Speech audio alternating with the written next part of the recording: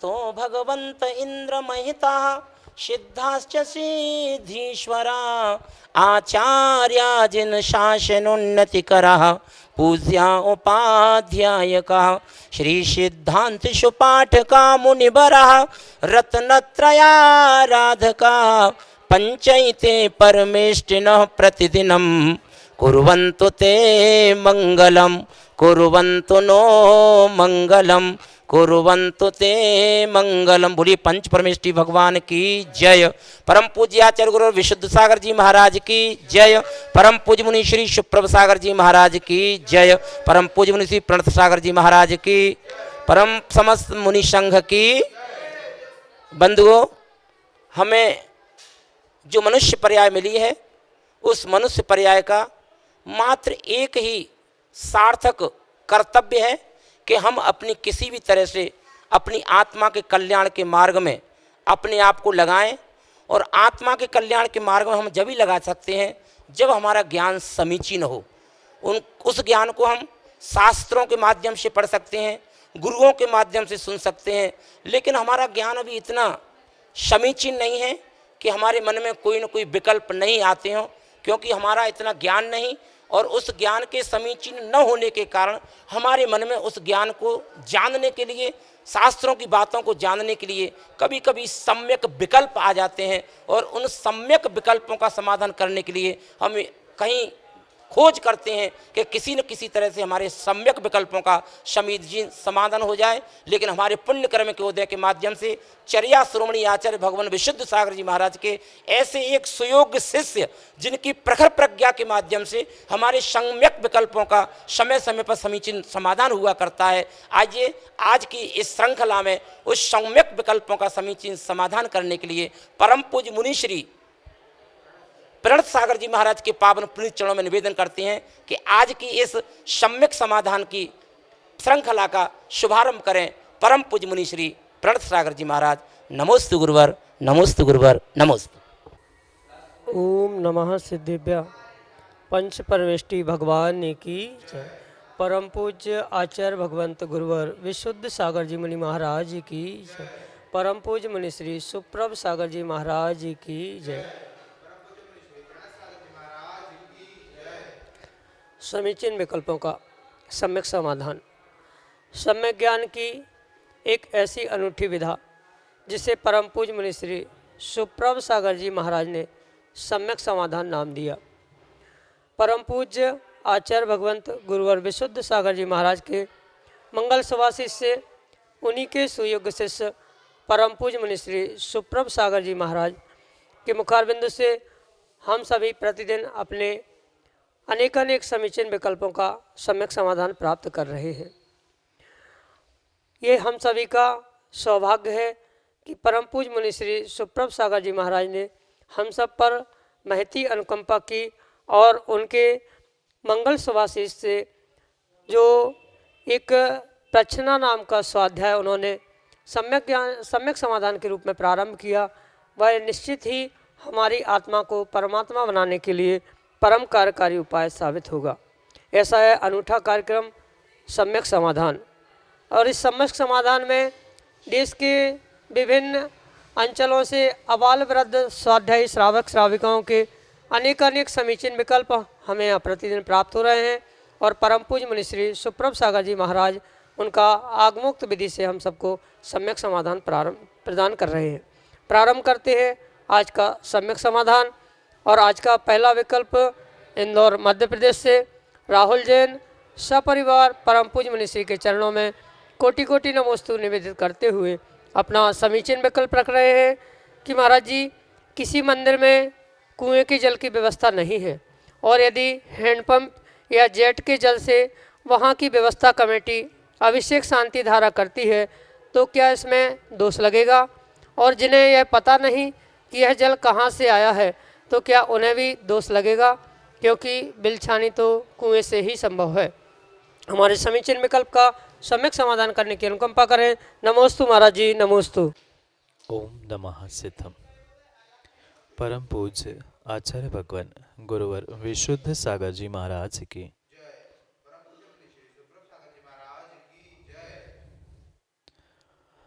ये परम सत्य है कि जिस कुएं से पानी निकाला जाता है, उसी कुएं की विलछानी उसी कुएं में पहुंचने से ही वह पानी छना हुआ माना जाता है।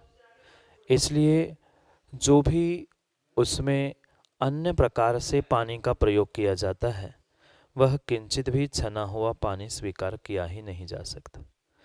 इसलिए जेट पंप का, हैंड पंप आदि के द्वारा जो पानी का प्रयोग अभिषेक आदि स्थानों में किया जाता है, वह किंचित भी आगमोक्त व्याख्यान या आगमोक्त क्रिया नहीं। आगम में स्पष्ट आचार्य भगवंतों का यही कहना है कि वही पानी पूजन, अभिषेक और आहारदान आदि के लिए प्रयोग में लाना चाहिए, जिस पानी की यथा योग्य विलछानी की है।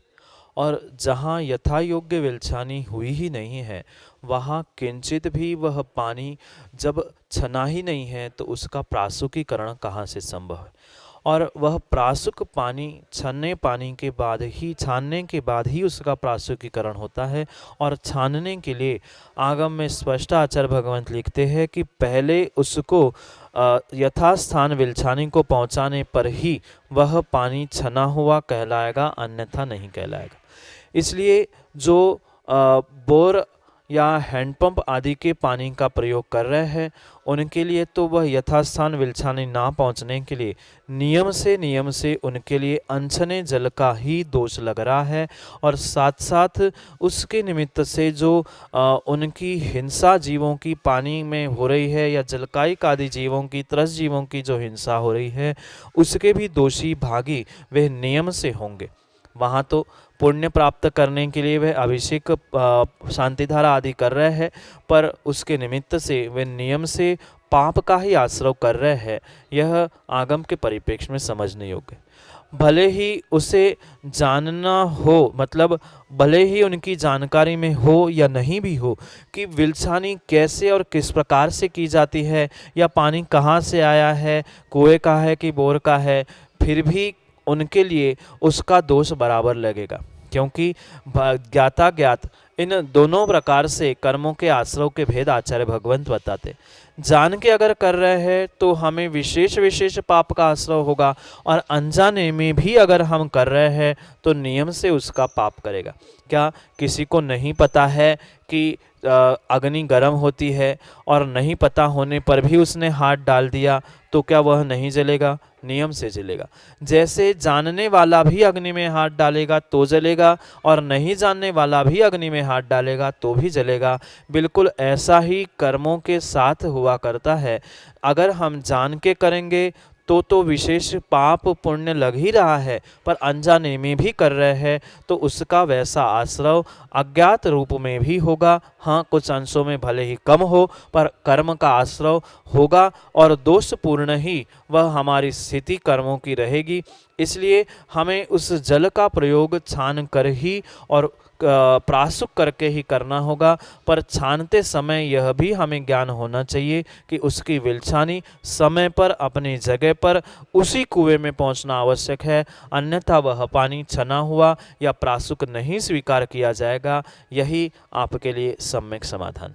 अगला विकल्प ललितपुर उत्तर प्रदेश से पंडित निहाल चंद जैन चंद्रेश परम पूज्य मुनिश्री के चरणों में बारंबार नमोस्तु निवेदित करते हुए अपना समीचीन विकल्प रख रहे हैं कि महाराज जी, मनुष्यों के लिए शल्यों में महाशल्य कौन सी है? हमारे समीचीन विकल्प का सम्यक समाधान करने की अनुकंपा करें। नमोस्तु महाराज जी, नमोस्तु। आगम में आचार्य भगवंतों ने 3 प्रकार के शल्यों की व्याख्या की: माया, मिथ्या और निदान। उन तीनों शल्यों में सबसे महाशल्य अगर कोई है तो उसका नाम है मिथ्यात। जो मिथ्या नाम का शल्य है, वही समय पर हमें मिथ्यात्व में परिणत कराने वाला होने से, और मिथ्यात को ही संसार का मुख्य कारण होने से, इस मिथ्यात को ही आचार्य भगवंत ने शल्यों में महाशल्य ऐसा कहा गया है। जो प्रति समय प्रतिपल कांटे के समान, शल्य के समान हमारे भीतर चुभता है, उसे ही शल्य कहा। जो माया है वह भी प्रतिपल प्रति समय हमें काटती है, चुभती है। जो साथ साथ निदान भी है, आगामी समय के लिए भोगों की आकांक्षा उसको धारण करना, वह भी निदान नाम का शल्य है। उस निदान नाम के शल्य और माया शल्य के साथ साथ सबसे बड़ा शल्य अगर इस ब्रह्मांड में, संसार में, आगम में है तो उसका नाम है माया शल्य। जो माया नहीं, मिथ्या शल्य।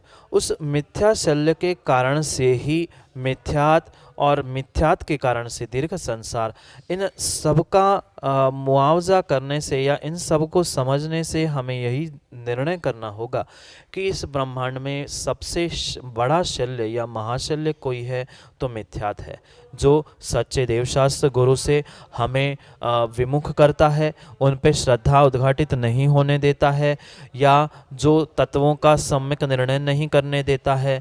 इस प्रकार का जो ये शल्य है, यह संसार का मुख्य हेतु होने से, बंध का पहला कारण होने से हमारे लिए आचार्य भगवंतों ने इसे ही महाशल्य कहा है। जबकि तीनों शल्य बराबर है, तीनों शल्यों से जीव व्रती नहीं बन सकता, पर महाशल्य रूपी उस मिथ्यात के कारण से वह, या मिथ्या के कारण से सम्यक भी प्राप्त नहीं कर सकता। इसलिए वह संसार का, दीर्घ संसार का कारण होने से हमें माया, मिथ्या और निदान में से मिथ्या को यानी मिथ्यात को ही महाशल्य स्वीकार करना होगा। यही आपके लिए सम्यक समाधान है। अगला विकल्प गुरसराय झांसी उत्तर प्रदेश से श्रीमती पुष्पा जैन सेरिया परम पूज्य मुनिश्री के चरणों में बारंबार नमोस्तु निवेदित करते हुए अपना समीचीन विकल्प रख रहे हैं कि महाराज जी 6 रस्सी होती है, उसमें शनिवार को तेल की रस्सी होती है, तो हे स्वामी शुद्ध तेल चौके में शुद्ध किस प्रकार से होता है, क्योंकि हमने आज तक चौके में शुद्ध तेल का उपयोग नहीं किया। हमारे समीचीन विकल्प का सम्यक समाधान करने की अनुकंपा करें। नमोस्तु महाराज जी, नमोस्तु। आगम में आचार्य भगवंतों ने जो 6 रस बताए हैं, उसमें से एक रस तेल है। घी, तेल, दूध, शक्कर, मीठा या नमक आदि जो ये रस बताए हैं, उन रसों में से आगम में 6 रसों का व्याख्यान प्राप्त होता है, जो मीठा, नमक, तेल, घी, दूध और दही, इस प्रकार से। इसमें से जो तेल होता है वह भी शुद्ध निकाला जा सकता है और शुद्ध हो सकता है।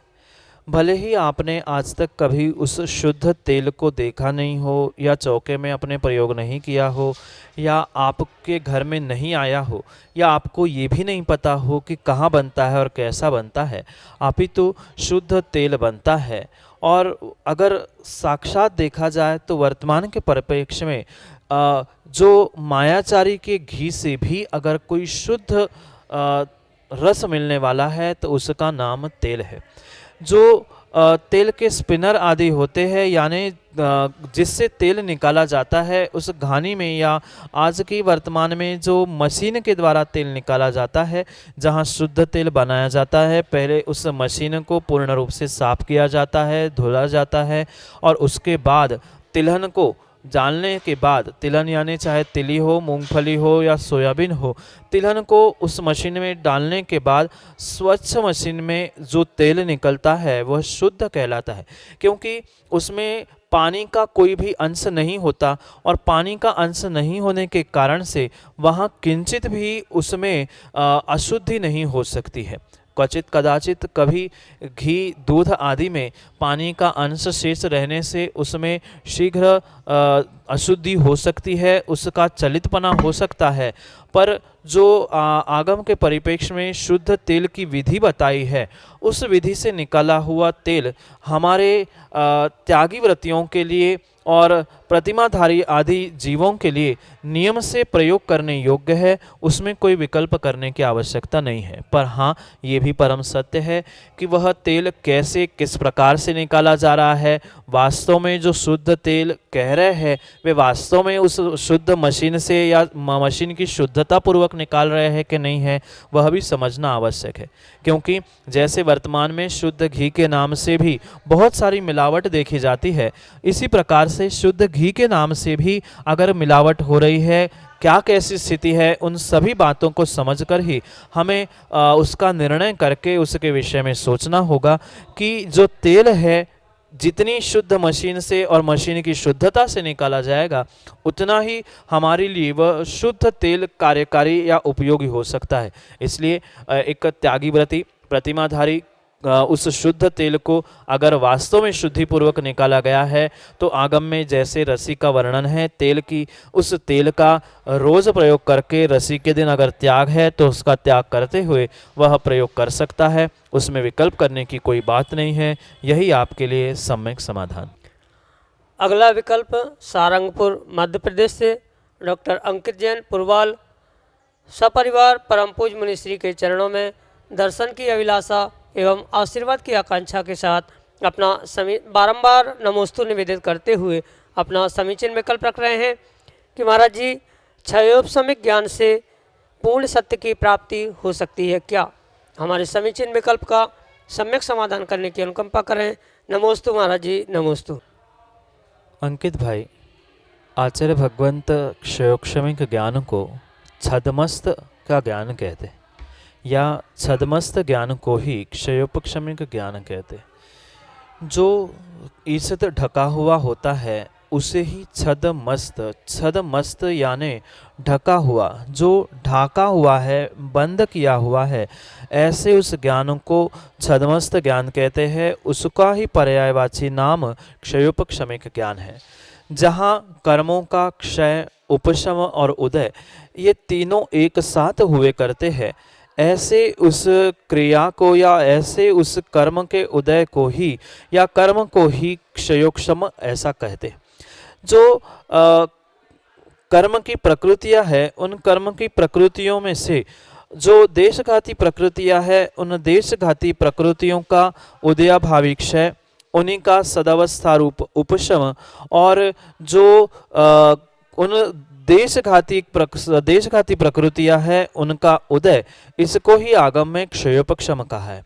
जैसे ज्ञानावरणी कर्म के विषय में अगर हम समझे, क्योंकि ज्ञानावरणी कर्म के निमित्त से क्षयोपशमिक ज्ञान उद्घाटित होगा, तो ज्ञानावरणी कर्मों की कुछ प्रकृतियों का जो देशघाती प्रकृतियां हैं उनका उदयाभावी क्षय, उन्हीं का सदावस्था रूप उपशम और उनके ही देशघाती प्रकृतियों का जो उदय चल रहा है उसे ही क्षयोपशमिक ज्ञान कहा। जो श्रुत मति आदि ज्ञान है, यह क्षयोपशमिक ज्ञान होने से वह नियम से परिपूर्ण सत्य को ग्रहण नहीं कर सकता। हाँ, पर श्रद्धा से और श्रद्धा के साथ साथ आगम के ज्ञान से, अनुमान ज्ञान से, परोक्ष ज्ञान से हम कुछ अंशों तक सत्य को ग्रहण कर सकते हैं, समझ सकते हैं, पर सर्वांग सत्य को या परिपूर्ण रूप से सत्य को वही समझ सकते हैं जिनका वीतराग ज्ञान होता है या परिपूर्ण रूप से उनका जो संपूर्ण केवल ज्ञान होता है, वही ब्रह्मांड के परम सत्य को स्वीकार कर सकते। पर हम ऐसा भी नहीं कह सकते कि क्षयोपशमिक ज्ञान असत्य है। क्षयोपशमिक ज्ञान किंचित भी असत्य भी नहीं है, पर जो परिपूर्ण सत्यता केवल ज्ञान में प्राप्त होती है या केवल ज्ञान के द्वारा प्रकट होती है, वैसी केवल ज्ञान के द्वारा सत्यता प्रकट जैसी होती है, वैसी सत्यता क्षयोपशमिक ज्ञान से प्रकट नहीं होती। या ऐसा भी हम समझ सकते हैं, जो क्षयोपशमिक ज्ञान है, उस क्षयोपशमिक ज्ञान के निमित्त से जो ये कुछ अंश तक हमारे लिए ज्ञान में अधूरापन या ज्ञान में असत्यता प्रतीत हो रही है, वह वास्तव में असत्यता नहीं है। क्योंकि आगम में आचार्य भगवंत ने मति, श्रुत, अवधि, मन, पर्याय, केवल इन सभी ज्ञानों को सम्यक ज्ञान कहा और उन सभी ज्ञानों को प्रमाण ही कहा है। और प्रमाण जो होता है वह कभी भी असत्य हो ही नहीं सकता। हाँ, इतना जरूर है, जब सब ग्रहण करते समय, कथन करते समय कुछ अंशों में, कुछ भागों में उसे हम ग्रहण करेंगे, स्वीकार करेंगे। इस कारण से हम उसको नियम से ये कह कह सकते हैं कि ये कुछ अंशों में है, पर जितने अंशों में हम जान रहे हैं, परोक्ष रूप से जान रहे हैं, वह हमारा परोक्ष अंशों में जानना भी असत्य नहीं है। पर यह भी परम सत्य है कि जो संपूर्ण ज्ञान केवल ज्ञान है, उसके जैसी सत्यता हमारे श्रुत ज्ञान में नहीं है। श्रुत ज्ञान की सत्यता मात्र परोक्ष रूप से, अनुमान से, आगम आदि से ही सत्य है, पर प्रत्यक्ष रूप से सत्य कोई बात है, सत्य कोई वस्तु है, या इस ब्रह्मांड में प्रत्यक्ष सत्य कोई है, तो वह केवल ज्ञान से ही समझ सकते हैं। अन्य सभी परोक्ष रूप से सत्य है, उसको स्वीकार करना ही होगा। और यही आपके लिए संक्षेप से सम्यक समाधान। अगला विकल्प गुरसराय झांसी उत्तर प्रदेश से रवि जैन परम पूज्य मुनि श्री के चरणों में सपरिवार कोटि कोटि नमोस्तु निवेदित करते हुए अपना समीचीन विकल्प रख रहे हैं कि महाराज जी, इस स्वार्थ के संसार में आज प्रत्येक व्यक्ति मात्र अपने हित के बारे में सोचता है और उस स्वार्थ के कारण ही वह अपने परिवार, समाज, अपने राष्ट्रीय हित को भूल जाता है। ऐसा क्यों? हमारे समीचीन विकल्प का सम्यक समाधान करने की अनुकंपा करें। नमोस्तु महाराज जी, नमोस्तु।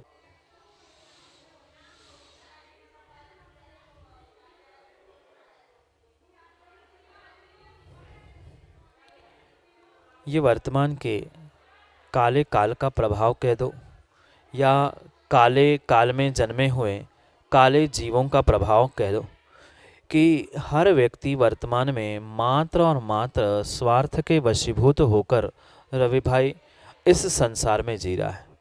और संसार का नाम ही मैं तो कहता हूँ कि स्वार्थ है।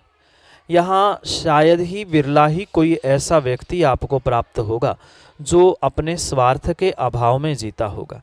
उसकी जितनी जितनी परिणति चल रही है, वह उसकी प्रत्येक परिणति स्वार्थ के वशीभूत होती है। आज की ही नहीं, अपितु अनादि काल के बातों को अगर हम समझेंगे, जानेंगे, पहचानेंगे, तो हमारे लिए तो साक्षात यही दृष्टिगोचर होगा कि साक्षात ये संसार का पर्यायवाची नाम ही स्वार्थ है, या स्वार्थ का पर्यायवाची नाम ही संसार है। जहाँ तक स्वार्थ की निग्धता जीवों में दिख रही है, या हमारा स्वार्थ सदता हुआ दिख रहा है, जीव एक दूसरे से संबंध रखता है, और जैसे ही उसका स्वार्थ निकल जाता है, काम निकल जाता है, वह उसको छिलके के समान, उस फल के छिलके के समान रस निकालकर उसे फेंक देता है। बिल्कुल वैसी ही परिणति वर्तमान में प्रत्येक जीव की हो चुकी है।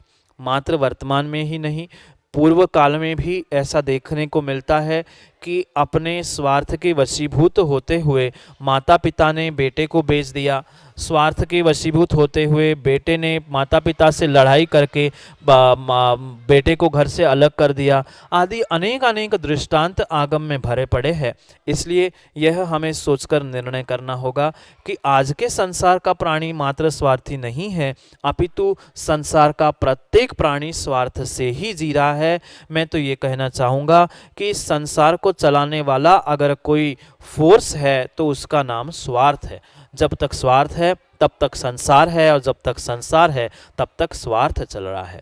पर हाँ, ये भी आपकी बात कुछ अंशों में मैं स्वीकार करता हूँ कि जो स्वार्थ पिछले काल में था, उससे कई अधिक स्वार्थ और अहंकार आदि कषाय वर्तमान के जीवों में बढ़ चुकी है।